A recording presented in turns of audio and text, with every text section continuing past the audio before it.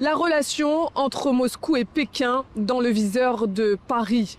Actuellement en visite d'État en Chine, Emmanuel Macron a de nouveau tenté de peser de tout son poids pour convaincre Xi Jinping de mettre la pression sur Vladimir Poutine et ainsi contraindre le président russe à mettre un terme à la guerre en Ukraine. En matière de stabilité géopolitique, vous l'avez rappelé, Monsieur le Président, on a longuement évoqué ce matin la guerre d'agression de la Russie contre l'Ukraine, conflit qui représente une menace vitale pour la sécurité européenne, mais aussi pour le respect de l'ordre international fondé sur la règle de droit et l'efficacité de notre charte commune.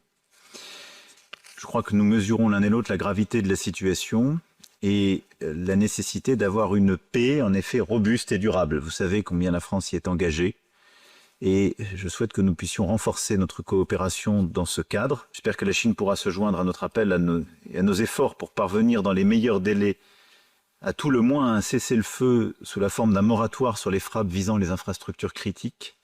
C'est clé pour l'hiver qui vient, puisqu'aujourd'hui, les infrastructures civiles et en particulier énergétiques sont toujours sous le feu russe, mais plus largement que nous arriverons à œuvrer ensemble pour cette paix juste et durable. Emmanuel Macron n'en est pas à son coup d'essai avec le dirigeant chinois. Il l'avait déjà pressé, je cite, de ramener la Russie à la raison. C'était lors de son dernier déplacement à Pékin en 2023. Cette fois encore, Xi Jinping a écouté très poliment le président français sans faire évoluer la diplomatie chinoise d'un iota, alors que la France, en bientôt 4 ans, a fourni un soutien militaire et financier colossal à l'Ukraine, près de 11 milliards d'euros. Le dirigeant chinois a semblé en filigrane conseiller son homologue français de plutôt œuvrer en faveur de son propre peuple. S'agissant de la crise ukrainienne, la Chine soutient toutes les initiatives en faveur de la paix. Nous espérons que toutes les parties parviendront, par le dialogue et la négociation, à un accord de paix équitable, durable et contraignant, acceptable pour chacune d'elles. La Chine continuera de jouer un rôle constructif dans le règlement politique de cette crise.